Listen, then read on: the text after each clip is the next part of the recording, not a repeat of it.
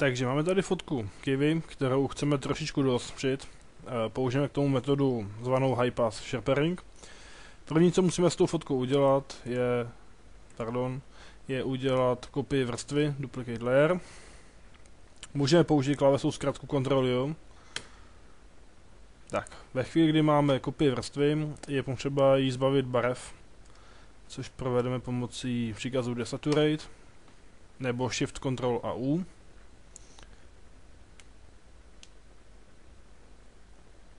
Tak, hotovo. Takže teď aplikujeme efekt High Pass, který se schovává pod Others.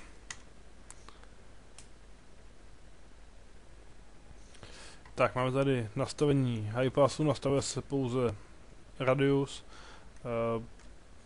Nechme tam tu trojku a dáme OK.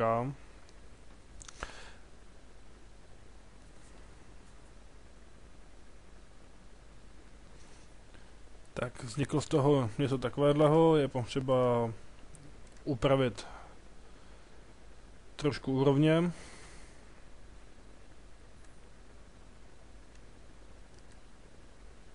A to asi nějak takhle, snahou je, aby byly co nejvíce výrazné okraje a co nejméně výrazný šum. Tak a teď už nám jenom zbývá změnit prohnutí vrstvy na overlay.